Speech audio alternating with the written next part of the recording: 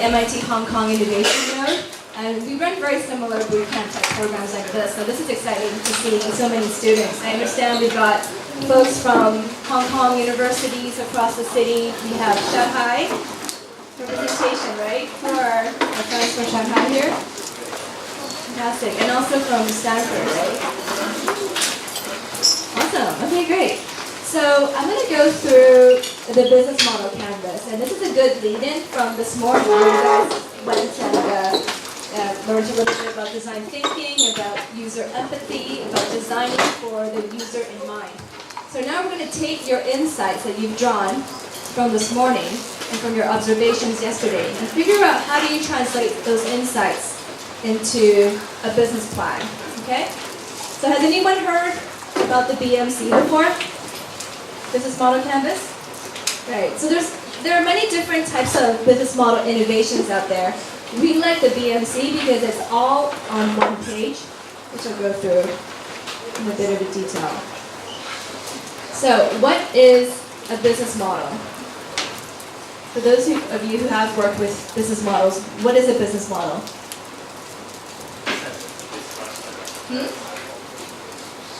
Is it what? Read it. You can read it. Rationale for how an organization creates, delivers, and captures value. Right. Okay. How do we make money? How do you make money? But what does that mean? What does that mean for you, ultimately? And why do we need a business model?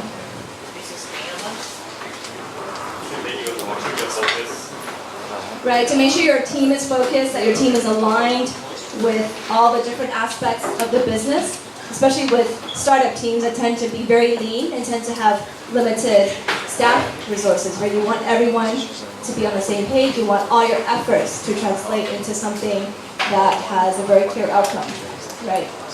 Another reason to use business models is if you're planning to change your company or pivot your company down the road, it's important to have a roadmap of where you were and to document that changing process over time. So BMC is really a tool for designing innovative business models, which is very relevant today.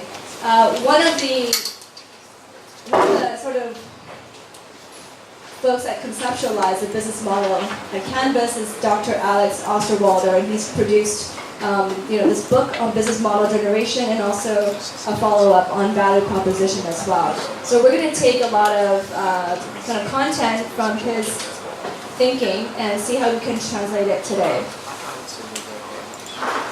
So going back, effectively, 10, 20 years ago, a business plan would be a very large report that's this thick, right? And it's really hard for executives to really go through because it takes time to understand it. It kind of has this kind of business jargon that's not very accessible. But we like the business plan, the business model canvas, because it's everything onto one page. Clearly doesn't have a whole lot of detail, but it hits all the right spots. And we're going to talk about these 9 blocks individually. And we're also going to talk about it in the context of a startup that's being incubated right here at iDendron, the Hong Kong U. So again, BMC, we want to look at focus, the flexibility, allows tweaking, and the transparency for everyone in your team to understand what's going on. So the 9 building blocks of the business model canvas, which I believe the folks here have passed a copy to each of you, right? We're looking at customer segments, your value proposition. Value proposition is actually key, right? What value are you bringing to your customers? The channels, so how do you reach your customers? How do you build these customer relationships and communities around your product or service? What are your revenue streams? That's important for sustainability, right? What are the key resources you need? What are the key activities are you offering to support your value proposition for your customers? What are the key partnerships you have to establish? And what's your underlying cost structure, right? So we're going to go through this one by one, and feel free to ask questions or interject if you need to. So first of all, the first thing we look at is, after you've done your market research, you've kind of isolated a core insight of your customer, is to look at what are your customer segments, right? If we think about the sports shoe, the Nike sports shoe, there are there's multiple segments, right? They could target kids, they can target adults, they could target professional athletes, they could target recreational athletes. So there's a broad range. And how do you figure out your customer segment, right?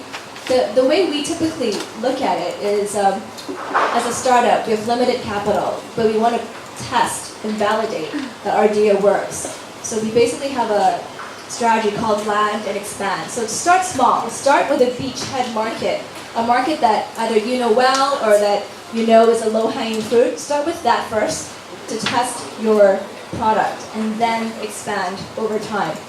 So typically we would focus more on a more segmented market when we look at startups, and then slowly look at diversifying the product to, let's say, kids or women or men. So really have to look at what is your low-hanging fruit first. So we're going to bring in Carby, who's the CEO of Archie Party, and they run an interior design business, and they've been ongoing for about 2 years, and they were incubated here. Right. Yeah, so for you guys, as an interior business designer, offering services in interior design consulting, what were your customer segments, and how did you kind of define them from the get-go? Maybe I can explain my business a bit more. Yeah, so it's a project management system for the interior design industry. So think of Uber for an interior designer. It's much more than that. But basically, we match freelance interior designers from all over the world to small project owners all over the world, and then also we have local construction partners. Basically, we are the core to hold them together, to match, to ask for, to standardize the whole flow. And then, so for your first question, how do you segment? The market's huge. A lot of people want interior design for their homes. How do you figure out what markets? Yeah. So as a startup, when you first started, you always have limited resources. So it's very important for you to quickly find out who will be the ones that's your target customer and who will pay, basically. So, well, I'm from the industry, so the initial knowledge, I have a lot of education gaps. But then also it's important that we basically launch some small online marketing campaigns and just to check who will come back to us and who will pay. Like it's like low budget experiments. Basically that's that. But then now we have been around for 2 years. We know like you need to get to these details ASAP. Like now we know exactly what's the age range for them, male or female. For example, home renovation project, what's the decision-making process? Whether it's a mom of whatever age with a baby, what's the main concern? That's that. Or it's an office renovation project, then the decision maker will be either the boss or the secretary. What's his or her profile? Where, like on which social media you're going to find them, and what's the vocabulary they will be talking about. And basically your advertisement needs to be a copy of their language. For example, the mom will be saying, oh, save material for home renovation, while the secretary will be saying something like, oh, schedule, budget control, while the boss will be saying, better interior design, hire someone better. So you need to basically find all these people and copy their language, and then use those language for your advertisement to attract them. So there's different stages. At the first, probably you don't know much. You need to just have educated guests and quickly find out a way to use lowest budget to test who will come back to you. But then later you need to be really targeted and then really understand each category of your customers. Thanks, Carby. So Carby brought a really important point, which is crafting your persona. Did you guys do that this morning? Right, so crafting your user profile, your persona, right, which is kind of like an aggregate of what are the aggregate of a target market that you're trying to represent, right? So we talked about male or female, a certain age category, maybe a story of their use case, right. So that's really important, and you guys need to work on that in order to come up with your beachhead market, right? So your customer segment.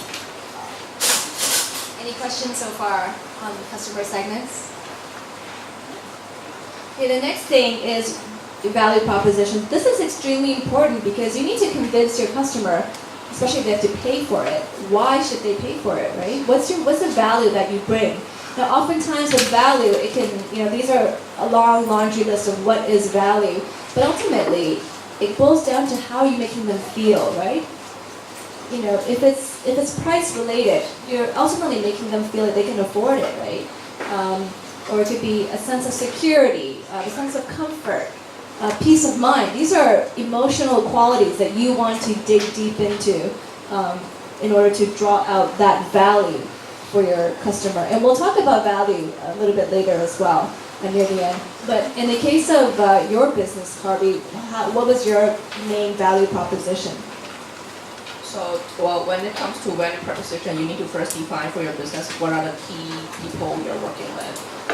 For example, well, you're talking about medical tech, right? So maybe there's supplier, maybe there's legal institute or something. Like you need to first identify what are the main parties that you are dealing with. For our case, it's mainly freelance interior designers and customer, right? So there's two groups of people. So we cannot have one value proposition for all these people.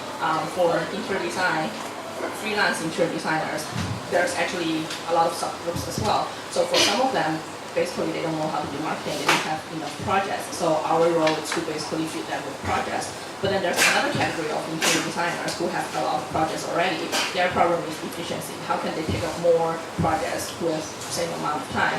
Or how can they earn more from the same amount of projects? So you really need to first understand it's a people business. It's always a people business. You understand who are the key roles in your business, and then you talk different things with each of them.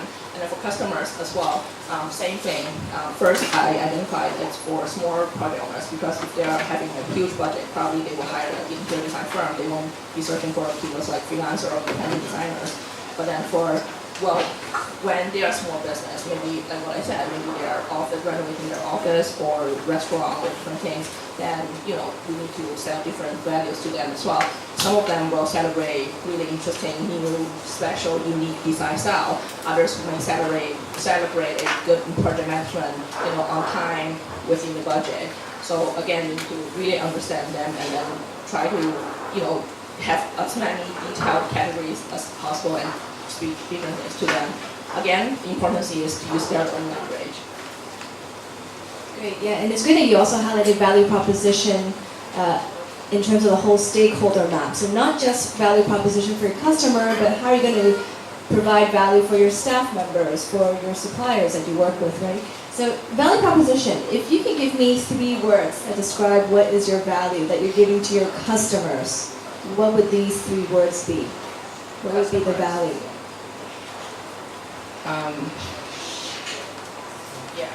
Well, actually, I will try to avoid affordability. That's one of the struggle because at the early part we try to sell it as more affordable or cheaper price, and then I think that's always a wrong way to go for business because people will always come to you and ask for the price first, and then you will realize, yeah, exactly, that's not a good way to sell any business. But that was one of the mistakes I made at the beginning. So now we will sell exactly like what I said. The independent, unique design style, that's one. And then a good project management, like no bad surprise at the end. Reliability. Yeah, reliability. Quality. Yeah, and good service, standardized service. Actually, the main pain point for this industry is in transparency. Like, almost everyone walking to the construction site expect this is going to be out of control, so we sell the viewers basically. And the value prop was derived from your customer insights, right? Yeah. So that's really important. Also, another thing to remind is, like, if you listen to the points I was just mentioning, when you do a startup, you always think, oh, I'm doing this big data, AI, whatever, something tech, really cool. But most of the time, the customer actually don't care about it. Like, you use their language to sell it to them. You do AI or big data or whatever to streamline your own in-house process, but you don't really sell this to them because they don't care. Yeah, so you have to translate all these features, tech features or whatever you have, into something that is emotional for them, like convenience, secure, safe. Thank you. Okay, great. So we're now going to talk about channels. So once you've identified your customers, you know what value you're going to be offering them, how do you reach them? How do you get these people to be aware of your product. So there's a channel phase, which we like to also call like a sales funnel as well. How do you convert people who are kind of aware, or even to get them aware of your product? How do you convert your customers from being aware to actually being interested and then ultimately taking action and paying for your product? So maybe Carby could walk us through your process.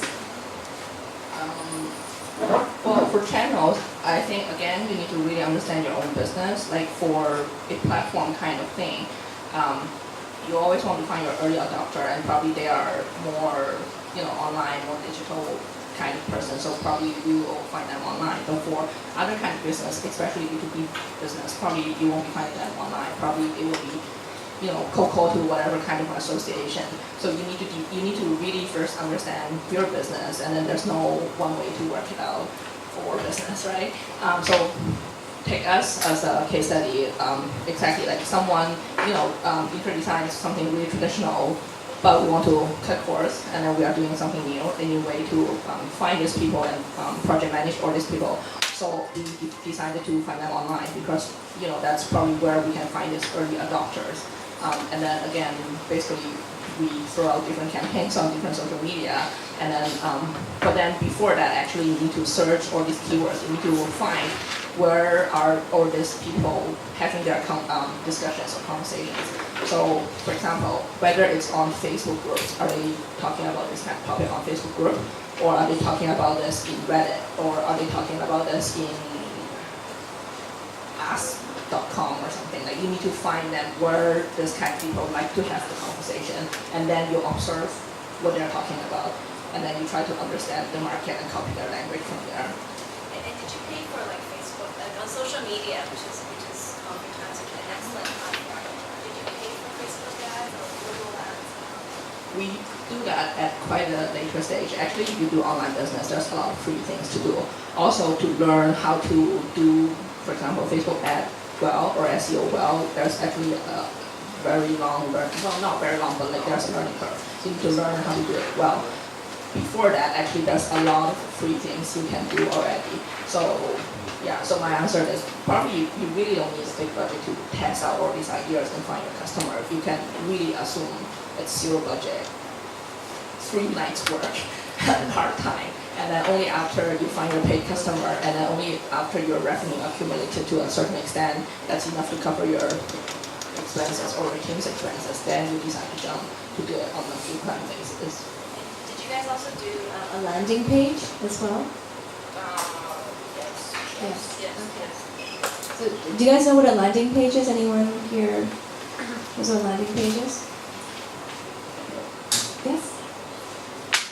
I don't know if it's incorrect, it's like a website where it's not like fully operational, but it's just like declares what the product is, and a lot of times what I've seen is different sign-up lists, like stay in touch with us or check back later and we'll tell you when our product is ready to launch. Right, yeah. So a landing page is effectively a pilot website, right? So it's kind of like a fake page where we're trying to get data. So you're trying to get either emails, like subscribers. You're also trying to get information on what they're clicking, right? Let's say you offer products A and B on your site. Are people clicking on product A more than B? So you want to be able to capture this information. And this is important for you guys before you do a launch, because you guys want to be able to have as high of a success rate as you can when you finally, launch your product. So you want to gain as much customer information as possible. I want to share one case study you should really check it out. So there's a company called Buffer, BUFFER. They have a very famous case study on landing page casting. So before they launched the business, they don't have a product, they don't have anything. They just created a lot of fake pages and a lot of fake buttons, basically. So there's several stages to the experiment. The first stage of the experiment is basically to test their message. So they throw out, different messages and then see if people will click next or if people will click, okay, I'm interested, please give me more details. And then only after they keep changing the message enough till enough people are clicking the button to show there's a market interest there, then they create to the next page, which is a testing on the price. So you don't randomly, like at one point you will come to this question, what should be the price?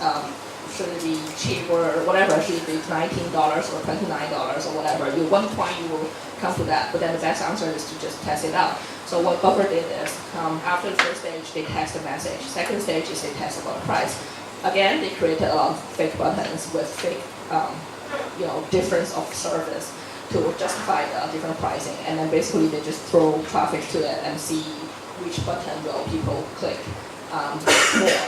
And then from there they collect data to see what's the market telling them how much their service is worth. And then only after all this are proven, there's a market need and people are going to pay for it, then they start to build product. And also, I know a lot of people here are developers, but then really you don't need to be too complicated about this. Like there's a lot of super easy tools for free. You can just test it really in 1 hour or over one night to do it. Like don't spend too much time on this kind of experiments. Question? This sort of data-driven approach makes a lot of sense if you're going direct to consumer. There's a lot of users that you can use as customers. I'm curious if you guys have found just parallel sort of data-driven ways to test on the enterprise side when your customer segments you can't really reach through SEO or ads because you don't look at ads or they're within sort of hierarchy where they're talking. And this is very common in healthcare, I think. So I'm just curious if you guys have thoughts on this. So you're right. So what we talked about up to now, especially on social media, is oftentimes B2C, so business to the customer. Right? For B2B, it's usually larger investment on the sales side, so it's more direct sales. So literally hiring a salesman to go around to the large corporates, right, or to the suppliers, working out, what value can you bring. So that it will be different because they're not going to be looking at Facebook or doing Google search, right? But also figuring out your channel would then also be, trade shows, at convention centers. That's oftentimes where, suppliers and potential customers are there at the enterprise level as well. Well, again, there are several levels to handle this problem. So for real, B2B, you only have 10 potential customers in the market, how you can do B2B. What I will say is, basically you prepare for the meeting. I have a lot of friends doing that kind of B2B, in the whole world there's only 10 companies that can be the customer. Then basically you need to really treasure those 10 opportunities well. And a lot of my friends who did this kind of startup, basically they massage their whole product to sell to that company because if they want to close that one deal or 2 deals, that's done for the whole business, right? For that kind of business, one thing is really to be prepared to basically customize your product to their needs. And the second thing is, before the meeting, you really need to prepare. For example, for us, we have some of those kind of big customers as well. What we did is basically we run ads around this decision makers before our meeting. So he is well educated about what we can do. And then of course there will still be some modification, but then it's not like they getting into the room, they don't know about us, they think we are whatever, small potato students, whatever, no need to be taken serious about. So you basically educate them, minimize by having ads around them, and then be prepared to change your business for them. So that's one side. Second part, actually for our business, it's kind of like a B2B as well, because our typical project size is quite big. It's like B2B kind of project size. It's not like selling whatever, t-shirt or something. So then the thing is that probably you guys have a sales funnel kind of concept. First thing is try to find more people who can get into your funnel first, so that you have more experimental cases. And then also never talk to your super most targeted customer first. Talk to the second tier or third tier potential customers first and get trained to learn their language before you talk to the super targeted one important customer. That's a good tip. So target the tier 2. Yeah. Okay. Always. Right. So piggybacking off of what Carby said about the sales funnel, does anyone know what a sales funnel is? Sales funnel. So if you think about this channel phase, from awareness, from generating awareness all the way to paying, it's actually a psychological process, right, that a customer goes through. Right? So you want to build up a large awareness base, so you want to have a lot of people aware of your product or service offering first, right? And then you want to slowly convert, let's say you have 1,000 people, and then you want to convert those 1,000 people into people who are then interested in buying your product, and that could be indicated by signing up to your newsletter, pre-ordering, for a product, and then ultimately you want them to actually pay for it, right? So the question I have for Carby is, how do you convert, from people who are just being aware of your product to actually customers who will end up paying for your product? Is there a strategy behind that in your case? So again, sales funnel or conversion funnel is important for every business, online business or offline business. Like I have a intern coming in, and then basically he told me he learned about this conversion funnel thing from an ice cream store he worked for before. Exactly. So this is the basic for business, basically. So for a conversion funnel, probably, yeah, it's a funnel. It's basically a funnel. So at the top of the funnel is how many people you can get into your business funnel. Like for online business, it's like everyone in the world, right? Like you can through Facebook reach almost everyone in the world. And then the second important thing is for each level, what's the conversion rate? So that's the two important data you want to study. So one thing is how many people you can get them into this process to be brainwashed by you, basically to buy your product. And the second thing is how effectively your funnel is working. So from people visiting your website to people following or leaving you a contact to people who's willing to pay for the first dollars to people who's willing to pay second time. What's the conversion rate for each of this level? Again, you need to understand your business really well. At the beginning when you were doing an experiment, maybe your funnel top is super wide. You want to get as many people in as possible so you can identify who's the ideal customer. But then afterwards, you want to basically save your marketing budget. So then what you do is have a less wide, narrower funnel top. So there's less people, more target people coming in, but you want to pay the effort to increase the conversion rate. So every 10 people coming into the funnel, in the past maybe only 1% can get converted. But then you try to give the effort to convert to make the conversion rate to be 5% or something. And that's how basically you make your business more and more effective. And then also, you really need to be very familiar with conversion funnel concept because there's a lot of pricing strategy you can play with it. For example, like what I said, first time payment, maybe it's all of you actually went through this every day. Whatever clothes or shoes are trying to sell you in the same way. You set the price, the first one is probably $1 or maybe even less, just to make them pay, and then actually psychology, it will be easier for them to pay the second time, so you earn the real money during the second time or the third time. Does anyone want? What's the skill? I just want to how do you identify the barrier codes and you narrow down the funnel? For example, you try to narrow a certain percentage and you get a conversion rate. So maybe some factors behind conversion rate, for example, customers make their payment and comment on the layout. I already said notice there, so I click there now, and then I funded the orders and go to my ankle. So how should you identify the variable before you narrow that one? So the variables behind the sales. So I'll give you an example. Let's just hypothetically, let's just take the ice cream, right? So say Ben and Jerry's, right? Let's assume they're a startup, right? So they want to sell ice cream, and they have these Facebook ads or Google ads, right? So without having a mailing list, right? What do? Right? They pay money for these ads, or they can even do it for free. What they're tracking, that's the question you're asking. What are they tracking? They first want to track eyeballs, right? How many people are looking at their ads? How many people are clicking into their ads? And then ultimately, how many people are submitting their emails into the website to be part of their promotions or events, right?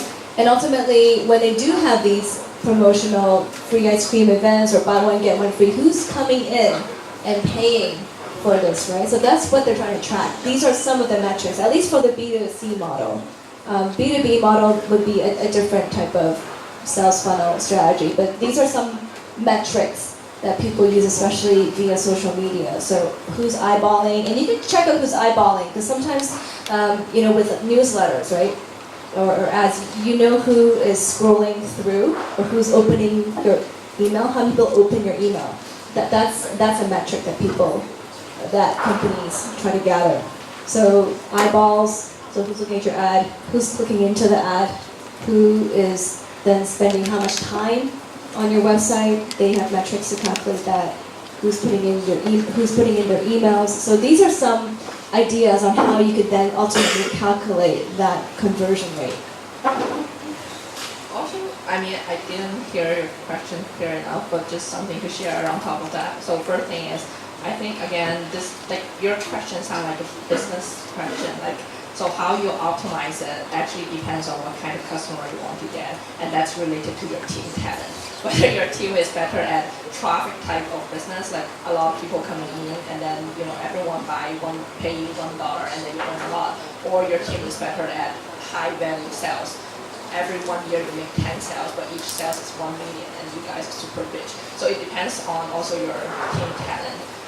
And then another thing is, if you search this kind of sales funnel optimization on Google or something, a lot of people will giving you examples of how they change the button color to be from blue to red, position, and all those. Left or right. Yeah, exactly. So people do that, but then again, this depends on what kind of business are you doing. If your business is super B2B, like he was asking, you actually only have 10 meetings per year, you really don't need to do that. That's for traffic type of business. So for Facebook or for Baidu or for Google, that kind of thing, small change of button location, color, millions of people will see it every day and use the button every day, and then hence that kind of small improvement can improve a lot in their revenue or traffic. So after all, you need to understand your business and what kind of customer do you want to attract and what's the strength of your own team. And also, if you guys are thinking of starting to launch Kickstarter campaigns or crowdfunding campaigns, that type of strategy is definitely employed by many startups who want to drive traffic to their sites. Yeah. What would be your signs to move on to the next one? What would be a high acquisition rate, or how do you set these kind of benchmarks? It depends. So when you think of the funnel, right, it could be very wide on top, very narrow at the bottom, or it could be kind of medium, but then less, the angle is not as steep, right? So it depends on how you guys look at it. It's very different for different types of businesses. Maybe in your case, what shape of your funnel would yours look like? Again, it depends on your business and your stage of business. So, for example, for super big B2B projects, even for us, our typical deal size is 200K HKD per deal. So I'm totally willing to pay thousands of dollars for closing one deal, right? So, but then if you sell shoes again, or if you sell whatever paper, stickers, probably your profit margin is $1 or 50 cents. Then it's a different case, right? So again, same answer actually. You need to define the strength of your team, and hence what kind of business do you want to run, and then from there you basically need to map out the whole calculation of the business to see, what's the number you want to achieve at each stage. But how do you set benchmarks? Because when you're working on startups, it's more like an innovative business idea, or some innovation in somewhere where maybe there might not be direct or competitors doing what you are doing right now. So how do you set benchmarks comparing to a business from big corporates, or follow I don't know, what kind of how do you set those benchmarks on assessing your performance? I can speak to that. So right now at the Node, we're incubating a startup that is offering a voice-powered smart ring using bone conduction. So something that no one can Google, right? So they're not really leveraging Google as a search engine optimization because there's no comparable product out there. The way they had approached their sales funnels, they don't really, honestly, at that infant stage with a very new product and new concept, they're not looking at setting metrics for themselves, but rather experimenting and understanding how potential users would react to their product.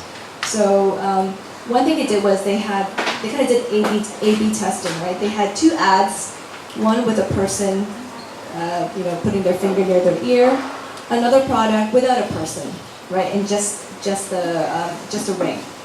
And using that A/B testing, they're able to compare which ads are more popular, and they'll then be able to have a conversion metric. And so ultimately, that conversion, whichever one was like the ad, where they have the face with the finger near the ear, that one yielded higher hit rates for a lower cost. So that would then be their metric to use going forward. So it depends on in your case, if there is no comparable product out there, you would need to start off with an experiment first of your own, and then benchmark against your own experiment. Also, another thing is growth rate. So I mean, it depends on business. Maybe it's hard for me to tell you, oh, you should be earning 5%. That's your profit margin. It's hard to say that. But for the startup in general, first you need to define what's the parameter you want to grow. Either it's profit or revenue or user engagement or lead generation. Then you need to first define based on which stage are you in. The parameter you want to grow, and then typically if you want to get VC money, then they will be talking about 30% growth month by month for that particular metric you pick. So that's the type of number you want to pick. But then probably that won't work for like B2B type I was talking about, but B2C or small B2B, that's the type of metric you want to do. Any other questions on this? Okay, so the next thing is once you've built some traction with customers, how do you maintain these relationships, right? And there's different types of models. How do you get them to engage and interact with your product or service?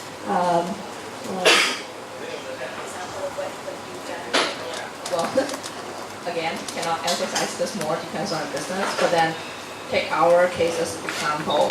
We need designers to be always around, right? Suppliers always around because they are the ones who are repeating doing business with us. So that's one type of people that we want to engage, and there's certain level to that.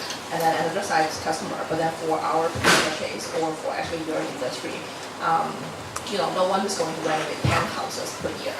So actually, it's hard for them to be repeating customer.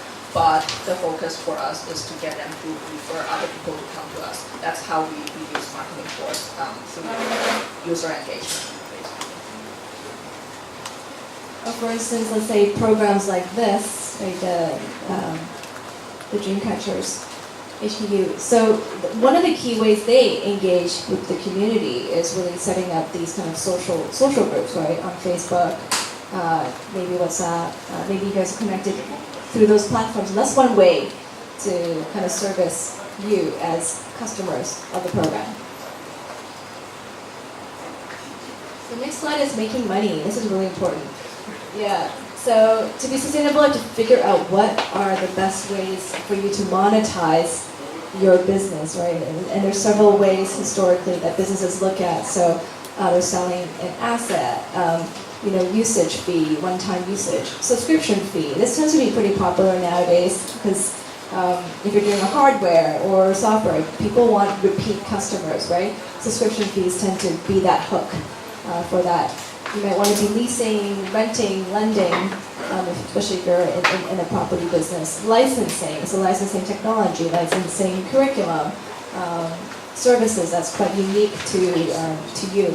Brokerage fees if you're set up as a middleman, and then clearly advertising as well. So once you've built a platform with a lot of users on board, you could then maybe think about creating advertisement. If you think about Facebook, a lot of their business is on advertising. Advertising revenue is being the prime source of their revenues. Well, for a business, after all, you want to earn money, right? So I think it's important for you to identify in the whole business who's the one who's willing to pay. For example, several days ago I was talking with a startup, and basically what they did is selling tissue, and then it's a social enterprise. And then after running for 3 years, they realized no one wants to buy it because it's tissue. It's nothing special. Like newspaper stores, they give you that for free. So basically, no one in the whole business is willing to pay. But I suggest them, why don't you think of another way around? Like they actually have investor, and investor is CEO for whatever big company in Hong Kong, and the reason why the investor is in because they want to feel good.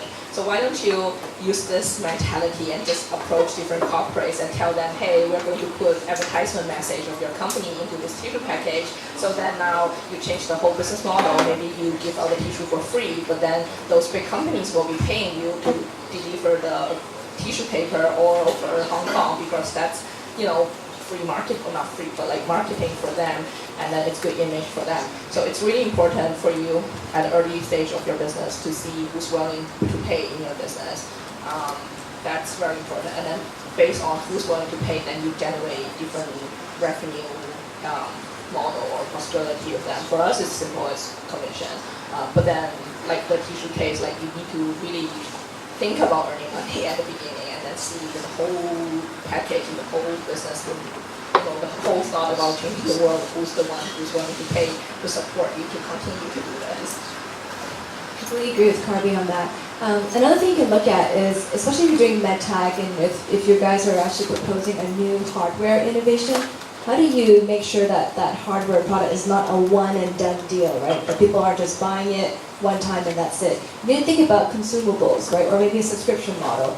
So, for instance, something very simple like a thermometer. The bronze thermometers.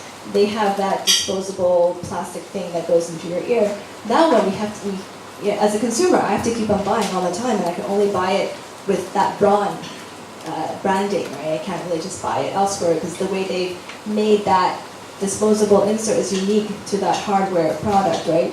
So you need to think of, maybe hardware as a service. So how do you keep on pumping complementary consumables, things that the customer cannot live without.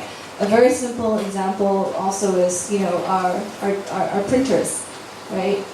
Canon or these printer suppliers. Yeah, you buy the printer even on discount, which is great, but you have to keep on buying that unique set of ink, right? And so it's not like I can buy any other ink off the shelf and just implant it into the printer. I have to buy that type of ink. And over time, that ink costs a lot of money, right? After a year, after a year of consumption, it's going to cost more than the printer itself, right? So you need to figure out ways in which you can make your product into something that can be monetizable and sustainable over time.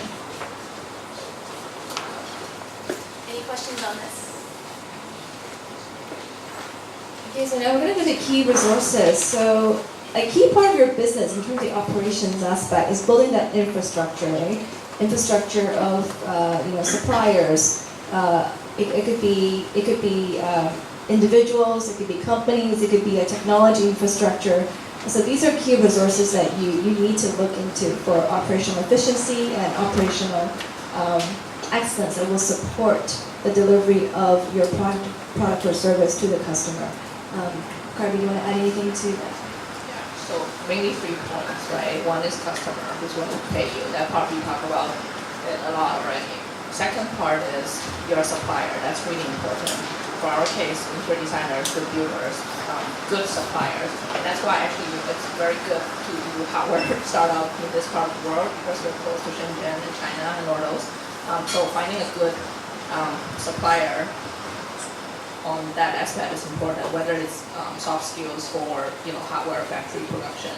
And then the third point, maybe you're not giving enough attention to it yet, which is your team. Because for the startup business, especially a product business, supposedly you will have a really small team, less than 10 people, maybe less than 5 people. Maybe at the start it's 2 people. For your idea to work, what kind of business or what kind of talent do you need, and how do you find these people? That's very important because supposedly for the startup, once you set up the infrastructure, 2 people or 5 people can run a business that's serving millions of people, and then your course will only be marketing afterwards. Any questions on this slide? Yeah. So when you got some new concept to build prototype here, if you out there kind of use some suppliers in China, how can you protect yourself from the copy? So it really depends. Honestly, if you're doing a hardware, expect them to copy you. You know, and in a way, it's a form of flattery. But most importantly, it really forces you to think of business model innovation, right? So what I talked about is don't just think of selling a one and done hardware. You know, think of how do you embed other services that would be unique and proprietary to you. So for instance, you know, that model of, you know, printer and the ink, right? Or it could be a hardware plus a software, you know, an app that you can charge on a subscription basis that would kind of reveal really important data, you know, for the user or, you know, for the enterprise. So you can think of it not just in terms of just the hardware. You need to think of it, you know, holistically. And keep in mind, with hardware, I mean, you're not going to be able to protect the hardware, but definitely the services you offer through it is one thing to differentiate, but also the partnerships that you get. If you're able to partner with, I don't know, Pfizer, right? You're gonna, I mean, no one in China is gonna be able to replicate that network that you have. So it's a lot about the partnership as well. How do you build that strength in your business, right? I mean, yes, be expecting that will happen. Also, another thing I see, but probably not for super early stage startup, I have friends who really dissect different parts to different part of the world. Like, okay, hardware, China, factory, software, or whatever, something, Europe somewhere, and something else in the US. Like, basically, other than the main core team, no one else can copy it easily, quickly, you know. And then also another thing is branding. Like, you do your brand, so people always recognize your brand. That's why you buy your product. So your brand is actually with huge value. They spend money. So then that's the differentiation. Like, people buy for your brand, for the value, instead of like exactly the product. Actually, that's a really good point on brand equity. You guys know what the most expensive handbag is? It's a French brand. I don't own one, but yeah, it's Hermes. Why would people pay like $100,000 US for a handbag, right? Or crocodile skin or whatever, right? It's all because of brand equity, right? Because it makes that person feel a certain way, and no other brands, no other handbags out there could compare, right? So this is the way. So that's why when we talk about value proposition, focus on the emotion. Like, what does it make that user feel? And that's a very, very powerful hook. And actually, that goes back to my early on comment, which is never sell yourself as the cheapest in the market or the most affordable in the market, because that's against this branding thing. So I think that's important. Otherwise, it becomes impossible. Yeah, exactly. Okay, so key activities. This is the core in terms of what are you delivering to your customer. So if you look at this program, like the core activities would be, you know, lectures. It could be project time. It would be, you know, field work, observation. Those are the core activities that we're doing during this 2-week program. And in your case, it would be more of the services. Interior design, project management, construction.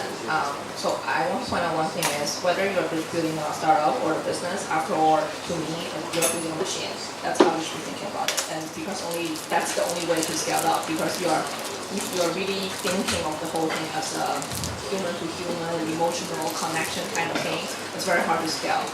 So you think of startup or business basically as a machine. And then when I say like key activities, no matter what key activities is for your startup, for us, interior design, project management, construction, I think it's a machine. How do I standardize this? How do I reduce the risk of different suppliers? Basically, all of them come in to my machine, I can produce almost the same quality of outcome. That's how I think about it.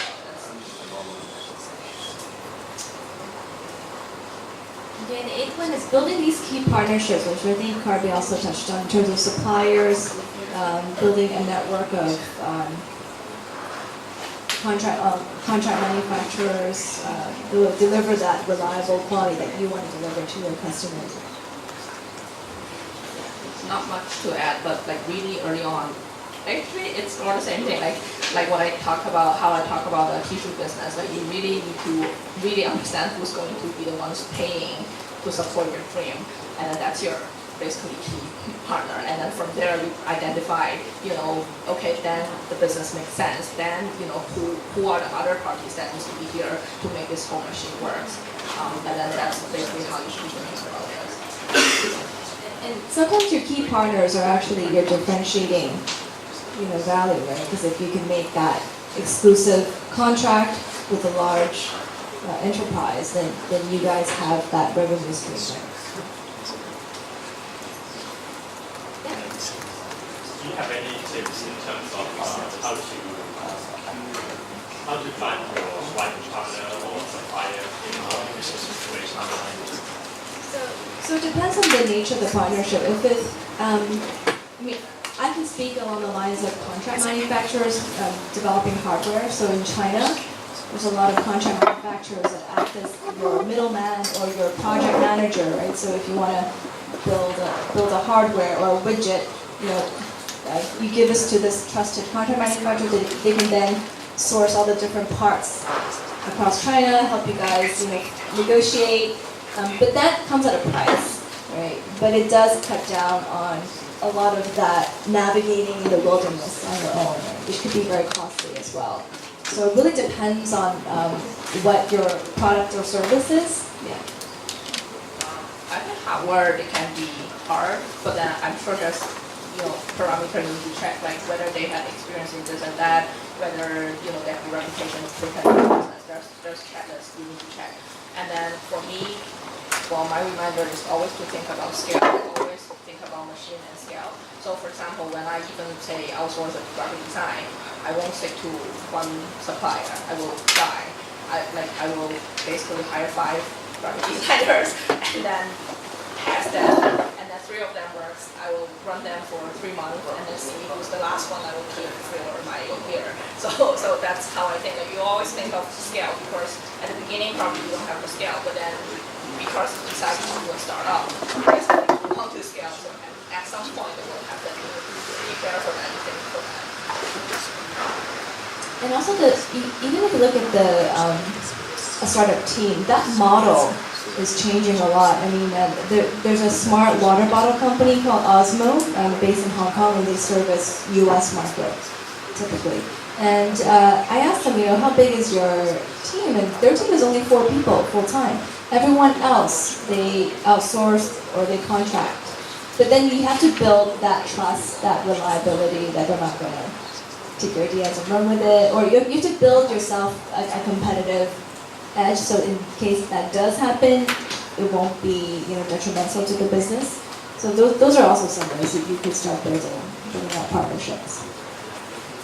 And like Harvey said, it's good to test, right? Test the quality of the people that you're working with. So cost structure. Typically, there are cost-driven and also value-driven. Ideally, it's better to focus on value-driven, because with value, then you can command a higher price and you have a better brand equity as well over time.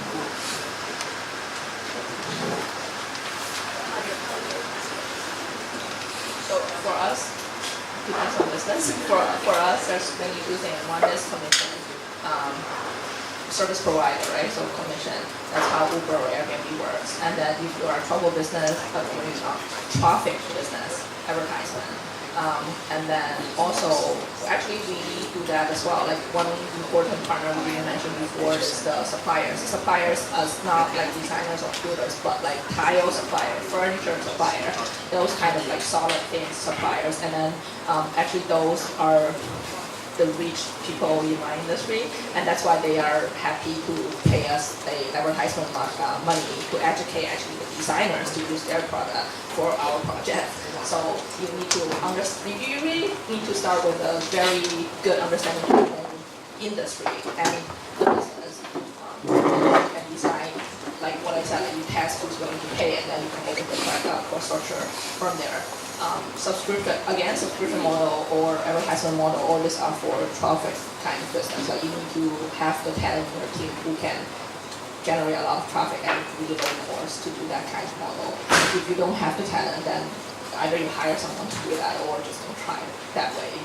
Because like I know a lot of startups with like, I don't know, several thousand K traffic per month, and then they're not earning enough to pay for their rent or something. That's very typical. So judge your own team talent first. And I would also add, typically with startups that are, at its infancy stage, the co-founders tend to not take a salary cut, so they would just end up taking equity and surviving on the equity. So the assumption is they already have a decent economic base where they can survive off of. So they typically, they don't take salary, or they take minimal salary. They tend to outsource. And as a founder, you would end up wearing multiple hats. You'll be the one doing the finances, and the operations, and the marketing, and the deal making, and the pitching, right? So that's one way to keep cost structure down, especially on the workforce side of things. Another big component of cost tends to be R&D, and especially if you're doing hardware, so that could eat up quite a lot. So that's why we see a lot of startups fundraising.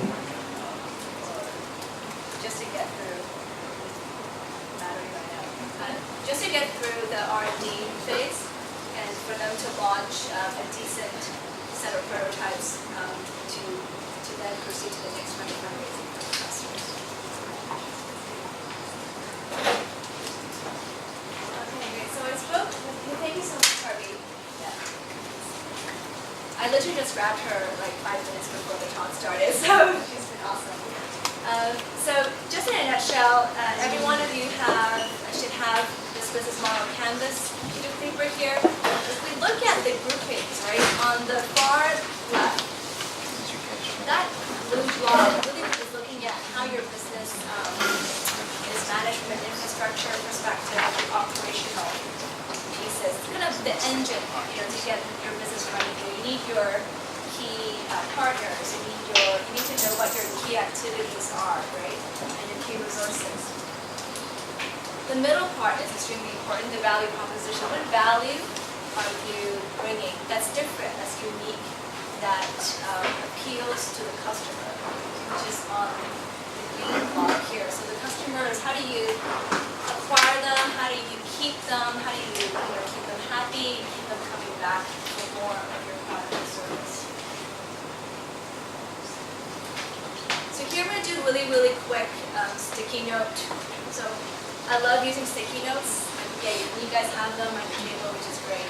So the way we like to use the canvas is, ideally if this is blown up into an A3, then you'd be able to kind of stick it on here.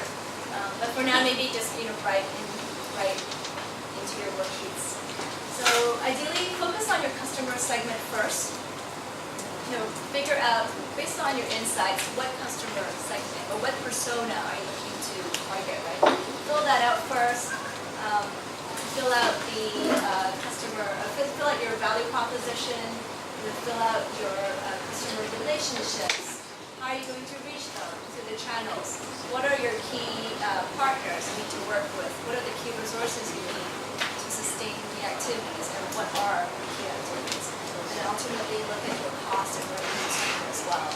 And sticky notes are great because you can print them out, rewrite them, stick them back on your little page here as well.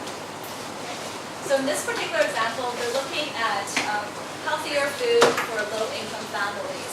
So that was the target, and so they've decided to target local farmers, looking at the community, looking at the organic farming that they have readily available, and packaging it into these monthly boxes that they can deliver on a subscription revenue model to these families. So that would ensure quality food, timely delivery of food. The family doesn't have to worry about selecting their own veggies or whatnot.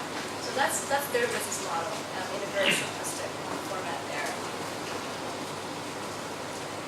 So this is kind of thing that you guys should start working on today. As you develop your business model. So I talked earlier about value proposition, and this is really key. I'd like to re-emphasize it again. Based on what you guys observed this morning or yesterday, it's important that you kind of identify the insights from your customers and then translate them into something that can be of value to them, right? And so the value proposition needs to really benefit the customers in a really impactful way. So not just features, but really, what is the real value that you bring to them? And you may have done this already, but this is like a value proposition map. So after you've looked at so if you look at the far left, the value map, right? The pain relievers over there. So they describe how your products or services alleviate the customer's pain points. So after drawing insights, you realize, the customer has a pain point. It could be anything. It could be convenience. It could be, quality or worrying about quality. There's pain points there that you need to understand and be conscious of. There's also gain creators, and gain creators describe how your product or service create customer gains, right? What are they benefiting from? What do they get out of it? And on the customer side, customer profile side, after you've done your persona, you've done your customer profiling, figure out, what are the customer's pains and what is inhibiting him or her, to get a job done, to get a task done. What's inhibiting him or her to see the doctor more frequently, or to adhere to his or her medication, right? It could be any of those things. So the customer gains describe the outcomes that the customer wants. The pains are kind of detractors from achieving that goal. And the customer jobs are really looking at what is the customer trying to achieve, right? It could be, I do want to take my medicine on a timely basis. I don't want to miss my pill, or I want to know what's going on with my body after I run, or it could be anything like that. So you have to figure out what does the customer want, what's inhibiting it, and what would make the customer happier. So I mentioned earlier about focusing on value. So this is an example of how we differentiate between features, benefits, and value. So take organic farming, for instance, right? What are the features of organic farming? Yeah, maybe cheaper, it's fresh, it's organic, right? Pesticide-free, etc. But that itself does not necessarily appeal to me at that level, right? We take it one level higher, benefits. What are the benefits of pesticide-free food or fresh food, right? It tastes better, and it's healthier, right, for our bodies. But ultimately, what's the value? What is the ultimate value, right? Tastes better, is that a value? Not necessarily, right? So the value statement comes from really what appeals to me, my emotions, right? And I care about my family, so eating healthier gives me a peace of mind, right? That we're having the proper nutrients, we're having healthy development, etc. So when you guys think about your value proposition, don't get hung up on features, right? Or even benefits. Really try to figure out value, and oftentimes that is an emotive. It tends to be more of an emotion, right? Any questions on that? A lot of benefits. Maybe this is like a narrow example, like just map to like either gain or lose. So when you go back to like your previous slide, Sure. Yeah. like job, like I can't think of. Well, I'm curious if you can think of like a value that matters to just a pure job, right? It's not a pain point, and it's also not a value add. Sorry, can you say that again? What's the customer job? What does the customer I guess want how to does the achieve? customer job really fit into the value proposition matter, right? At least in the example you just gave, it Right, seems right. like all of them are pain points that they're avoiding, or they're actually value adds to the customer. So Understanding the customer job is important because you want to understand what does the customer want to achieve, right? What does the customer want to do? Let's say, for instance, if I want to... possible for a value prop to match the customer job, that's like not a pain point anymore. I guess maybe we're getting caught in the semantics, right? I'm trying to understand if the job's supposed to inform the games and the things, or if it's an actual, like, Right. So the jobs set the jobs tend to set the agenda for what the pains and the gains are, right? Because without knowing what the customer wants to achieve, then it's hard to understand what the pains and the gains are. So it kind of sets the tone for that dialogue. So let me give you an example. Let's say, I want to take my meds on time. That is my job, right? Take my meds on time. My pains is, I forget, or have it on an alarm, but I would like snooze and I would then miss. The gains tend to be the outcomes that I want to achieve, or the concrete benefits I'm seeking, right? So by taking meds on time, I can ensure, it really depends. I think in this example, let's say it's it's a pill that you have to take on time. Otherwise, the efficacy reduces, right? So I want to make sure that the pill is working, right? For instance, that would be the gain in this case. So understanding this is important. It's part of the customer discovery journey, right? It's understanding your customer insights. And after you do this, then whatever product or service you create here needs to fit in with what the customer wants. Because if you create something for me that becomes like a smartwatch reminder, but if I'm really gonna just press the snooze button on it or not really use it, then it kind of defeats the purpose. So you need to understand your customer fairly well and the behavior of your customer. And like I mentioned, the customer is usually not an individual. It's a persona that represents the market. So you need to understand that customer use case very well too. How would the customer use this product? Somebody might not even wear a watch, so we have to figure out. Or if we're targeting elderlies, they don't want to use a lot of tech, right? So we have to figure out how would that user interact with your product.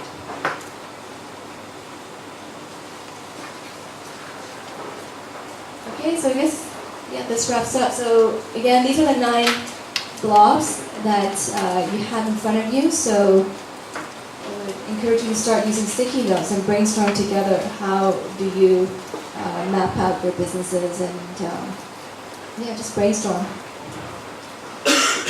Any further questions? I'll stick around for a few more minutes if there's any questions here.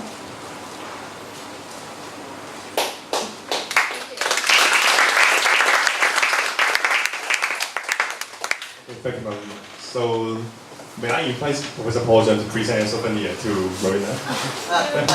Give me the mic. Look, all our guest speakers and all the leaders actually do this free of charge. We are not paid to do this, and we don't pay Marina. She actually paid for her own transportation coming here today, so that we don't have a lot to give her, but we do have a souvenir T-shirt that we made for this MedTech Hackathon. So I hope you enjoy wearing this.